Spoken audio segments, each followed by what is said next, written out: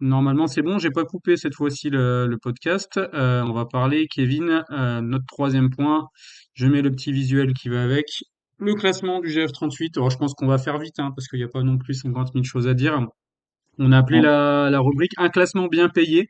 On va rappeler le classement, hein, pour des gens qui sont un peu moins au taquet sur tout ce qui est classement. Le GF38 est neuvième après 9 journées, donc on a fait le bon quart du championnat avec 12 points, à seulement 7 points du premier, finalement, Sochaux, à seulement 6 points du deuxième, Le Havre, mais seulement aussi 4 points devant le 17e, donc aujourd'hui le premier relégable qui est Nîmes. Ça fait quand même un petit joker par rapport à la zone de relégation, mais c'est pas beaucoup. Et seulement à 5 points devant Niort. Donc en gros aussi, on peut dire qu'entre le premier et le dernier en Ligue 2, il y a que 12 points. C'est déjà pas mal, hein, mais après 9 journées, je pense qu'on a déjà vu des écarts un peu plus importants que ça des saisons précédentes. Pourquoi classement bien payé? Kev, avant de te donner la parole, bah, j'explique un peu pourquoi j'ai appelé la rubrique comme ça. Bah, c'est parce que Grenoble n'a pas beaucoup marqué finalement. Et que pour une équipe qui a aussi peu marqué, avoir 12 points, je vais pas employer le terme miraculeux, mais on s'en sort quand même plutôt très très très très bien au niveau comptable. Voilà pourquoi la question, en tout cas, c'est une question, donc j'attends la réponse. On peut ne pas être d'accord.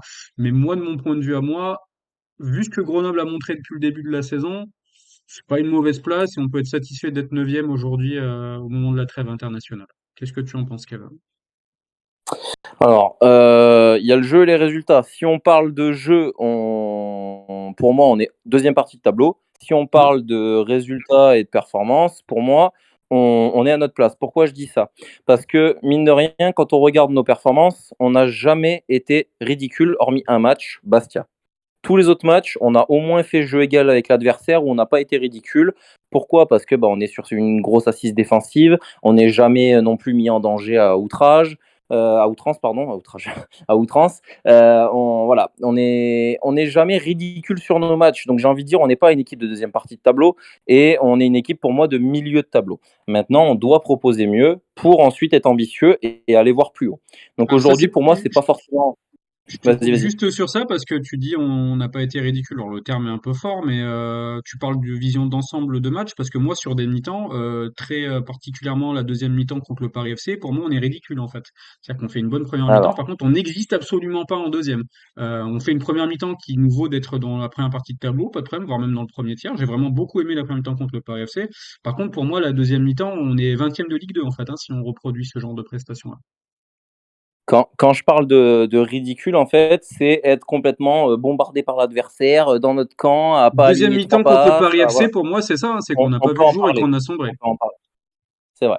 C'est vrai, c'est vrai. Après, on fait une première mi-temps aussi qui est plus que correcte. Donc, si tu veux, sur le match, en fait, ça équilibre. Je parle en termes de match global. Il y a un match où on est totalement passé à travers et on n'a pas Oui, existé. Ça a été Bastia. je suis d'accord avec Ensuite, toi. sur tous les autres matchs. Et après, il faut aussi voir aussi autre chose. On regarde le classement aujourd'hui. On est invaincu contre les trois premiers déjà. Et sur les 9 premières journées de championnat, je crois qu'on a affronté 6 équipes, je crois, de la première partie des classements. Donc, mine de rien, on a quand même affronté des gros. On a joué 5 des 6 Maintenant, premiers, effectivement. voilà, 5 des 6 premiers. Donc, mine de rien, on a quand même affronté des gros qui, pour moi, enfin, Bordeaux aurait pas forcément dû être aussi haut et tout. Mais bon, aujourd'hui, on est quand même à presque un quart du championnat. On peut se le dire, ils font partie des gros. Tant mieux pour eux. Mais voilà, il y a quand même aussi eu des gros matchs. Donc, à voir ce que ça va donner contre les équipes de notre championnat, entre guillemets. Est-ce qu'on va pouvoir proposer en termes de jeu, en termes de qualité, en termes de buts? Parce que c'est pas normal avec l'armada offensive qu'on a, entre guillemets, qu'on soit aujourd'hui dernière attaque de Ligue 2 et qu'on propose aussi peu. On est l'équipe qui tire le moins, on est l'équipe qui propose le moins. Et encore, on a le meilleur dribbleur de Ligue 2 avec Bamba. Donc, c'est pas normal qu'on soit aussi pauvre. Et ça manque juste un petit peu d'allant offensif pour moi aller chercher encore un peu plus haut. Alors attention, on va pas chercher le top 5 comme j'en ai entendu certains ou quoi que ce soit, mais pour moi, si on va chercher un peu plus haut et peut-être qu'on recrute un milieu de terrain, on peut espérer finir tranquillement entre 7 et 10. Tranquille. Alors, je vais rebondir sur une chose que tu as dite, que j'entends souvent ou que je lis souvent, effectivement. On a joué contre le premier, on a joué contre le deuxième, on a joué contre le troisième. Effectivement, au soir de la neuvième journée, c'est un discours que j'entends très bien. Il suffit de regarder le classement. Sochaux, Le Havre et Bordeaux sont aux trois premières places. Maintenant, pour moi, on a joué Sochaux, qui était dans la pire période, enfin, qui était dans une mauvaise période, qui n'arrivait pas à gagner. Changement de coach était difficile, etc.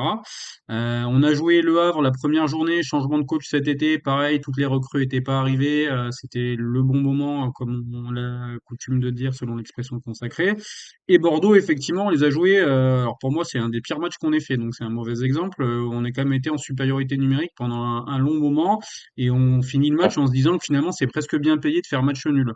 Donc c'est une fausse lecture pour moi en fait. C'est-à-dire qu'il y a un temps en fait effectivement qui n'est pas forcément le même. On sait très bien que prendre un exemple extrême, mais qu'il vaut mieux jouer le PSG avant un quart de finale de Ligue des Champions ou en toute fin de saison quand ils ont 25 points d'avance sur le deuxième, en fait. Ça reste le PSG, ça reste le premier. Il y a des périodes qui sont meilleures. Et je trouve que ces trois premiers-là, Bordeaux, mettons à part, c'est un cas un peu particulier parce que leurs jeunes, effectivement, ont fait un bon début de saison et sont à valoriser pour ça. Les deux premiers, on les a joués plutôt sur des périodes intéressantes. Par contre, je vais abonder dans ton sens. Sur ces matchs-là, voilà, je dis, on perd à Amiens, on n'est pas ridicule. Ça, je suis d'accord avec toi. Amiens était premier après nous avoir joué. La première mi-temps, j'ai trouvé Amiens très, très, très en difficulté, mais aussi parce qu'on défendait bien. Après la deuxième mi-temps, c'est un autre problème. Je pense que physiquement, ce jour-là, on a vraiment eu du mal sur l'enchaînement. Caen, qui était troisième et qui est encore sixième, à 11 contre 11, on les a bouffés. C'est le terme, hein. Ils n'ont pas vu le jour. On a vraiment été très, très bons. Donc voilà, toujours essayer de relativiser un tout petit peu par rapport à ces classements qui, pour moi, au final, ça veut rien dire. On a joué contre le premier, on n'a pas joué. On a aussi vu qu'à Annecy, c'était difficile. On a aussi vu que Nîmes, on a galéré à les battre à domicile. Et on verra à Saint-Étienne si c'est aussi facile que ça de jouer le 18e de Ligue 2. Je Ah, mais taquine bien Saint-Étienne, non, évidemment, Saint-Étienne, ils ont. voilà, je Voilà. taquine bien évidemment. Saint-Étienne n'est pas à sa place actuellement. Enfin, ils sont pas à sa place. Même avec 3 points de plus, il serait que 12e, hein, Saint-Étienne. Donc ce serait pas Ouais. non plus un début de saison foufou, hein. Mais voilà, je relativise un peu sur ça. Et quand je dis aussi un classement bien payé, je vais faire un peu mon Thomas. On marque 6 buts, puis il faut voir la gueule des buts aussi quand même. C'est Jordan Tell, Ouais. but de 35 mètres sur un lob très intelligent, mais bon, on n'en voit pas non plus toutes les journées, des buts comme ça. C'est Bamba qui nous libère 2 matchs à lui tout seul aussi derrière. Je trouve que vu la difficulté des buts que l'on rentre, voilà, enfin, tu vois ce que je veux dire, c'est un peu ce que je disais tout à l'heure sur la victoire à Nancy l'année dernière, quoi. On a une occasion dans le match, le mec il est à 1 contre 4 défenseurs et il marque malgré tout. Tu vois, j'ai un peu ce sentiment que à chaque fois, c'est un peu tiré par les cheveux en fait quelque part. C'est mérité Est-ce que contre tu sais à Caen. quelle saison ça me fait penser? À la saison, on doit Là, faire, je sais plus, c'est quoi, la 2004-2005 ou je sais pas quoi, où on finit non, cinquième du championnat, non? La saison, non, non, non. quelle saison alors, dis-moi? La première saison de Ligue 1 avec Basda, où on Ah oui, finit pire attaque d'Europe. On c'est finit vrai. pire attaque d'Europe et on n'est jamais mis en danger. On finit 13e de Ligue 1 en n'étant jamais relégable de la saison. On met des buts miraculeux comme le but d'Akrou au Parc, comme le but Oui, d'Akrou à Rennes, oui. comme voilà, des petits éléments chanceux aussi, comme à Sochaux la première journée où on met 2 buts en 3 minutes avec Morera à Crour et qu'après eux ils mettent un but pour égaliser et qu'ils sont hors jeu et qu'en fait il est pas hors jeu mais que c'est sifflé hors jeu. Voilà, il y a plein de choses qui vont dans ce sens-là où on se dit bah on a vécu une saison qui dans le jeu était très pauvre. Bon après il y avait l'excuse de la Ligue 1, mais dans le jeu très très pauvre où on jouait des 0-0, où on a gagné des matchs 1-0 sur des buts miraculeux. On a une attaque catastrophique sur cette saison-là et on n'est jamais mis en danger. Bah aujourd'hui, moi, voilà, c'est une saison qui se rapproche un peu. Alors aujourd'hui, on est quand même en Ligue 2, c'est un tout autre niveau, mais où on joue beaucoup le 0-0, où on met très peu de buts, où bah, il y a beaucoup de buts miracles. Encore, voilà, on voit le but de Tel et tout. Quand je dis but miracle, c'est des buts un peu venus d'ailleurs, quoi. Donc voilà, moi, ça me fait beaucoup penser à cette saison et je pense que bah, la finalité va être à peu près la même. C'est-à-dire, on va faire une saison sans fioriture, sans exceller, mais on va faire une saison bah, comme on l'avait un peu tous prévu en début de saison, c'est-à-dire dans le ventre mou, tranquillement, sans se faire peur, où on devrait se maintenir, mais pas une saison où on va se régaler à aller au stade et voir des gros matchs avec plein de buts et plein d'occasions, quoi. Si tu veux voir du spectacle, c'est au théâtre, hein, comme aurait dit Mécha, comme avait dit Non, non, Mécha à non, l'époque, jamais de la d'ailleurs, vie. c'est pas vrai, c'est avait dit Mécha à l'époque. Et ensuite, ça veut dire qu'on fait demi-finale de Coupe de France, par contre. Ouais, bah ça j'aimerais bien par contre, ouais. Tu vois, Voilà, ça peut parce que apporter aussi du monde au stade. Et je pense qu'effectivement, ça excuserait une saison un peu tristounette en championnat de faire un gros parcours en coupe. Mais ça, on pourra dire qu'espérer jusqu'à la trêve d'ailleurs, puisque je sais pas quand est-ce que le GF38 rentre en lice d'ailleurs, quand est-ce que la Ligue 2 rentre en lice, peut-être juste avant la trêve ou après. Je vérifierai peut-être pendant que tu parles sur un Vu que autre cette point. année c'est chamboulé avec la Coupe du Monde, je saurais pas te dire. Normalement, nous c'est juste avant, ouais, doit être novembre par là. Vu que cette année il y a la Coupe du Monde, que ça chamboule un peu tout le calendrier, je sais pas.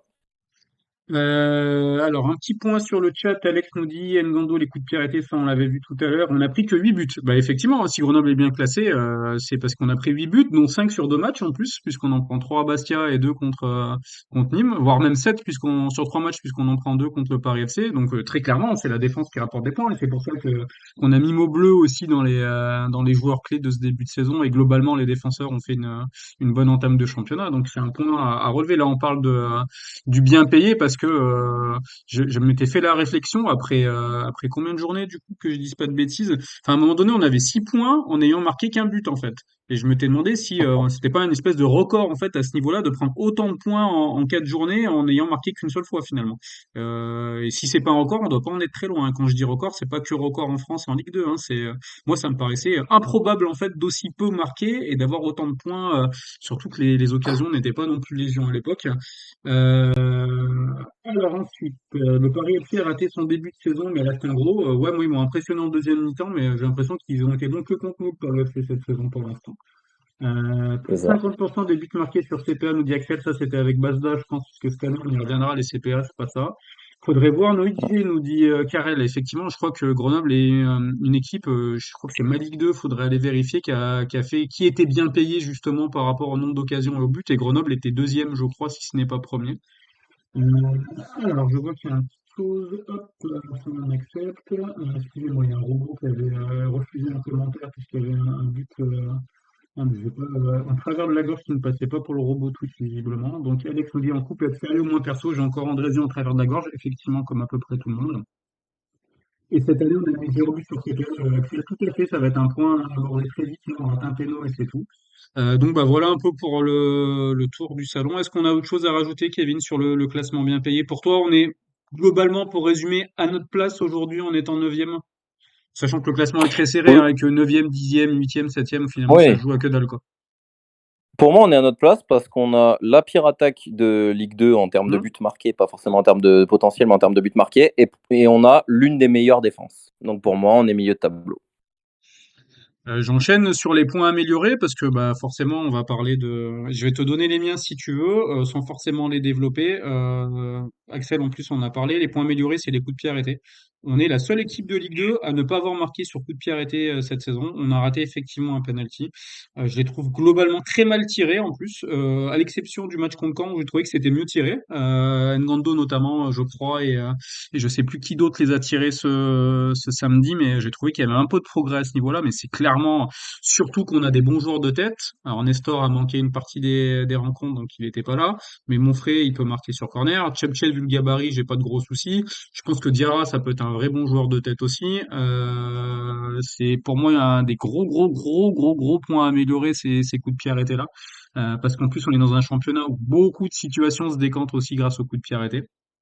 Deuxième point amélioré, c'est le milieu de terrain, on en a beaucoup parlé. Pour moi, je trouve qu'il nous manque comment le dire, une hiérarchie mieux établie que ça, en fait. Alors, j'ai l'impression, pour moi, que le seul titulaire indiscutable, non, je vais le dire autrement. Ngando est titulaire indiscutable, mais sa fragilité physique fait qu'aujourd'hui, je ne sais pas si on peut vraiment s'appuyer sur lui sur toute une saison, en fait. Moi, je suis toujours un peu dans les doutes. J'espère que les blessures vont le laisser tranquille, voilà. Et donc, le seul titulaire sur qui je peux me dire, bon, bah, lui, il va faire toute la saison, c'est mon flop du début de saison, c'est Bambok, finalement. C'est-à-dire que quand il est dispo, il joue. Quoi qu'il arrive, peut-être parce qu'il a un profil un peu différent des autres, etc. Et à côté de lui, Pérez, même depuis qu'il est revenu de blessure, ne joue pas. Il est souvent blessé, il a été suspendu. Flo Michel, il a fait 3 très bons matchs, c'était même le meilleur grenoblois, ça l'a pas empêché de retourner sur le banc derrière. Touré a fait un bon match contre Caen, mais il avait fait un très mauvais match la fois d'avant contre Bordeaux et il était reparti sur le banc depuis. Geno, il fait un match, il retourne sur le banc, il ressort du groupe 3 matchs, il revient. Enfin voilà, il y a pas de hiérarchie en fait et j'aimerais, moi dans les points améliorés, pas qu'on trouve forcément une équipe type à proprement parler, mais qu'on ait une hiérarchie un peu plus définie, qu'on sache qui est le numéro un et qui est le numéro 2 quand le numéro un a besoin de souffler. Et j'ai l'impression qu'on cherche un peu aussi dans les duos, dans les choses mises en place un peu comme ça. Donc ça, c'est le deuxième point. Et le troisième point, bah, c'est encore une fois marquer un peu plus collectivement devant et moins dépendre d'exploits individuels. En fait, on a un potentiel qui est immense devant. Je trouve avec deux attaquants en pointe, on arrive déjà plus à mieux jouer. On arrive à mieux jouer, pardon, il y a un mot en trop, pardon. Mais le 4-3-3 pour moi, et je pense qu'on va revenir au 4-3-3 malheureusement, ne donne pas beaucoup de satisfaction parce que c'est un peu, on passe le ballon sur un côté, puis on attend que le mec dribble trois joueurs et Inch'Allah derrière. Euh, Cette dimension collective dans l'animation offensive, voilà, c'est un gros point d'amélioration parce que le potentiel est là. Voilà pour moi en gros les trois grosses phases à améliorer sur les semaines qui arrivent d'ici la trêve internationale. C'est d'ici la Coupe du Monde, pardon, la trêve internationale on est. Kev, est-ce que toi tu vois des points spécifiques à améliorer ou est-ce que tu as envie de développer certains points que j'ai cités? C'est bien parce que on voit les mêmes matchs en fait, parce que j'ai exactement les trois mêmes points. En termes de coups de pied arrêtés, je trouve ça absolument inadmissible parce qu'en plus, je pense qu'on a plutôt des bons frappeurs. On a Ngando, on a Phaéton aussi qui les tire plutôt pas mal, je trouve.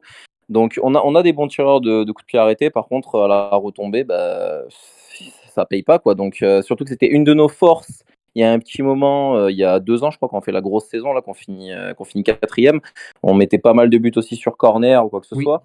Donc, je sais pas. On a le même, en plus, c'est toujours la même personne du staff qui bosse les coups de pied arrêtés. Donc, je ne comprends pas pourquoi ça ne marche plus. C'est peut-être juste un concours de circonstances ou pas, mais Alors, je ne sais pas en si tout c'est cas, pas l'analyste vidéo qui s'en occupe aujourd'hui, puisque le staff s'est renforcé avec une analyse vidéo. Maintenant, je ne sais pas si l'analyse vidéo s'occupe spécifiquement, par exemple, de décortiquer le jeu de l'adversaire, s'occupe aussi des coups de pied arrêtés. Ça, c'est une question que je peux poser, bien évidemment, mais je ne sais pas si c'est toujours Arnaud Gentil qui est en charge de la vidéo et des coups de pied arrêtés. Ça, tu c'est à vois, je croyais. définir. Peut-être, Ah bah, hein, je croyais, honnêtement, désolé. je ne sais pas ce que l'analyse fait, donc peut-être que c'est toujours lui, effectivement. Si c'est l'analyste, en tout cas, on peut se poser des questions sur son taf. Mais ouais, non, ça, c'est vraiment alarmant parce qu'en plus, comme tu le dis, surtout quand tu es autant en difficulté dans le jeu, ça passe par les coups de pied arrêtés, quoi. Combien de fois il y a des matchs où on se dit, ouais, c'est bon, on n'arrive pas à produire quoi que ce soit, on n'arrive pas à aligner 3 passes devant. Putain, il y a un corner, il y a un coup franc un peu bien placé, tu dis, oh là, là, il y a quelque chose, quoi. S'il y a un moment dans le match où il faut faire quelque chose, c'est là-dessus, quoi. Mettez votre tête et voilà. Donc, voilà, il y a vraiment effectivement quelque chose à bosser là-dessus. Ensuite, tu as parlé du milieu de terrain. Bah, ça, de toute façon, on était d'accord. J'en ai parlé tout à l'heure, moi, dans mes flops. Il n'y a pas d'hierarchie qui s'inscrit. Mais pourquoi? Parce qu'il n'y a personne, en fait, qui se dégage en termes de performance. C'est pour ça, en fait, qu'on n'arrive pas à avoir une hiérarchie. Parce que Ngando, il est bon, mais il est blessé. Bambok, ben ouais, ok, il est là, il fait ses matchs, mais il n'a pas d'impact. Donc, il est là, on le met un peu par défaut, j'ai envie de dire. Pérez, soit il est suspendu, soit il fait des mauvais matchs. Yeno, il n'a pas le niveau Ligue 2. Donc au final, seul Flomich, pour moi, se dégage. Et pour moi, sur la première partie de saison, seul Flomich mérite d'être un titulaire indiscutable, hormis bien sûr Ngando quand il est en forme. Le petit Touré qui, lui, peut aussi gaper, j'ai envie de dire. Il a fait, comme tu as dit, un très mauvais match à Bordeaux, Mais sur mais un pas à son poste poste. voilà, c'est ça. Sur un Voilà, poste de c'est ça. 10, en Pas à gros, son qui me poste. Là, je semble l'ai pas très adapté, trouvé. ouais. Ouais, là, je le trouve déjà plus intéressant. Il y a des matchs déjà que j'ai trouvé aussi un peu plus intéressants quand il jouait 8. Je trouve qu'il monte en puissance. C'est quelqu'un qui va falloir continuer aussi à donner du temps de jeu.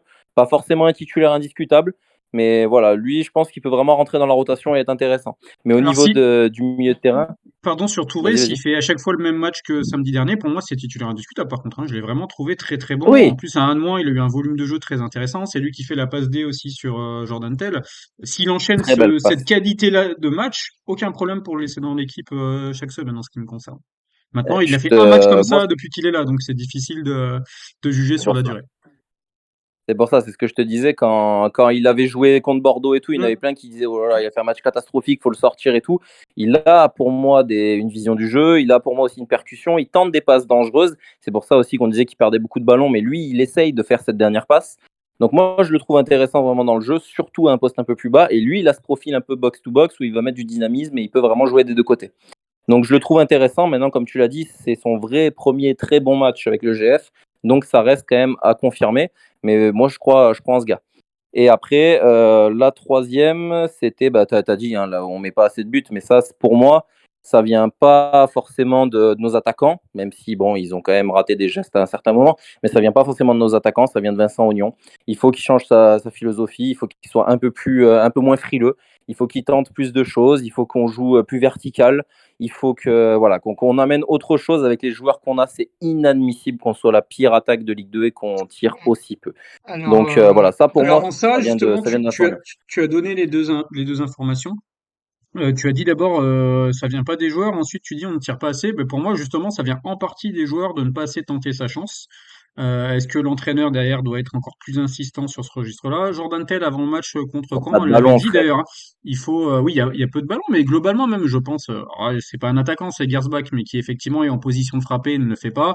Sbaï, par exemple, aussi a tendance à vouloir faire toujours le dribble ou la passe de trop alors qu'il est en bonne position. Flomich doit prendre aussi confiance quand il joue. Je pense qu'aussi au niveau des joueurs, il y a des choses à améliorer à ce niveau-là, sur la prise de risque tout simplement. Et on voit quand on prend du risque, bah, de temps en temps ça paye, hein. Jordan Tell, encore une fois, bah, s'il l'attend pas, il la met pas. C'est tout bête ce que je dis, mais j'ai l'impression que dans l'esprit de certains joueurs grenoblois, dans l'esprit globalement des grenoblois, on attend. Et Axel a parlé d'une stat intéressante que j'avais notée aussi.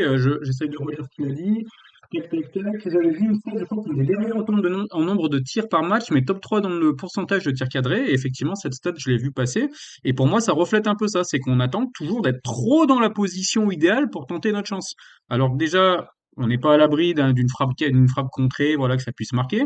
Quand tu frappes, ça fait aussi sortir des défenseurs et ça te permet de libérer des espaces dans d'autres secteurs du terrain. Enfin, et ça peut être valorisé de plein de sortes différentes, de plein de façons différentes de tenter un peu plus souvent sa chance. Et pour moi, ça, c'est pas intégralement à mettre sur la frilosité tactique de Vincent Lyon. C'est aussi une prise de conscience des joueurs qui doit intervenir. Après, sur le manque sur la frilosité, alors déjà, j'ai vu du mieux première mi-temps contre le Paris FC et du mieux contre Caen. Donc, je trouve qu'on est plutôt sur la bonne voie pour prendre un peu la défense de Vincent Aignan. Et pour ne pas prendre sa défense, il y a les trois quarts des matchs où j'ai l'impression qu'on était comme la fin de saison dernière, où effectivement, c'est on balance et démerdez-vous devant avec vos qualités. Alors, ça passe parce qu'on a des joueurs de qualité devant, mais trop souvent, on balance. Alors que, comme je le disais, la dimension collective qu'on pourrait avoir me semble très très très importante. Peut-être qu'il manque aussi le petit chaînon au milieu du terrain et que quand Ngando est pas là, bah on l'a pas forcément. Mais là pour le coup, il a l'air de pouvoir enchaîner. Donc soyons un peu plus ambitieux dans le jeu. Oui, je te rejoins sur ce point-là. Alors, 3 points. Déjà, je te rejoins sur le manque de frappe. Je pense notamment à Mathias Phaéton qui est au 6 mètres, qui récupère un ballon dans la surface contre Annecy et qui n'allume pas, qui essaye de dribbler le gardien alors qu'il est vraiment seul face au gardien à 6 mètres. Il n'a plus qu'à allumer. Ça m'avait rendu fou. Et effectivement, ils ne tentent pas assez leur chance. Après, on n'a pas des milieux de terrain qui ont des grosses frappes. Ngando, on l'a vu, il n'a pas une énorme frappe. Flomich, on le sait, c'est pas un gros frappeur. Et Bambok, moi, je l'ai jamais vu tirer. Je pense que Touré, par contre, a une belle frappe. Donc lui, je pense qu'il pourra s'y atteler. Mais le reste de nos milieux de terrain n'ont pas vraiment des grosses frappes. Donc c'est compliqué après de faire sortir, sachant que bah, nos attaquants sont généralement dans la surface. Il y en a un dans la surface, Meïsaba, et qui essaye de récupérer les pauvres centres qu'il va avoir. Mais il n'y a pas assez de monde dans la surface et aux alentours. Et ça, du coup, c'est ce que je disais aussi, notamment contre Bordeaux, c'est le bloc équipe qui est trop dispatché. On joue pas en bloc équipe, on joue pas assez proches les uns des autres, et du coup, ça permet pas de combinaison, ça permet pas de frappe. Ça, voilà, c'est trop compliqué. Et ça, je suis désolé, ça, c'est du Vincent Oignon. Et le troisième point, je l'ai totalement perdu, donc je ne peux pas y venir. Et j'avais un dernier point sur les points améliorés que j'ai zappé aussi, hein. C'est pas bien grave, on a le temps. De toute façon, il y a pas de format. Enfin, on a le temps. On va pas non plus rester 3 heures, mais il y a pas de format. On salue Madame, hein, d'ailleurs, si elle écoute, si elle est derrière toi. Il n'y a pas de, il y a pas de format très strict. Donc, point amélioré pour moi aussi, c'est le banc. Je trouve qu'on a, alors qu'on devrait avoir un banc, on a la profondeur pour qui devrait faire des différences. Il s'est montré très peu décisif. Je crois que c'est qu'un seul but en fait, celui de Correa, où t'as des, en plus c'est sur le même, enfin c'est sur le même match, pardon. Il y a Yameogo qui fait une passe décisive effectivement pour Meïsaba, et il y a Correa qui marque contre Nîmes, et c'est le seul match où des gens sortis du banc se sont montrés décisifs pour le GF38. J'avais sorti la stat aussi, merci à Céline d'ailleurs si elle nous écoute, que je crois que c'était 6 buts sur 8 avaient été pris dans le dernier tiers du match, et sur ces 6 buts, il y en avait 4 dans le dernier quart d'heure. Là aussi, bon après c'est plus de l'usure physique aussi, mais je trouve que le banc n'apporte pas suffisamment au GF38 sur cette première partie de championnat. Alors qu'on l'a dit tout à l'heure, on a de la concurrence à tous les postes. pour moi, c'est insuffisant. Donc, gros point à améliorer aussi, c'est ces joueurs qui sortent du banc. Et tu parlais de la saison où on finit quatrième. L'autre gros point positif cette saison-là, c'était que quand Anani sortait du banc, bah, il claquait. Quand Diallo il sortait du banc, il était très bon. Qu'on avait à peu près des attaquants qui étaient sensiblement tous du même niveau. Et que Berger savait très très bien faire jouer la concurrence. Voilà, il faisait des changements peut-être un peu plus tôt aussi. Pour faire rentrer les mecs 30 minutes au lieu de les faire rentrer 12 minutes, ça peut aider à être décisif. C'est Donc clair. là, voilà, donc là, tu vas me redire, c'est la responsabilité du coach et je serai d'accord avec toi. Non, mais je suis entièrement d'accord. De toute façon, on est tous d'accord, je pense, pour dire que avec l'effectif offensif qu'on a, c'est pas normal qu'on tente aussi peu, qu'on marque aussi peu, et que voilà, c'est forcément qu'il y a une part de responsabilité du coach. Sinon, c'est pas possible.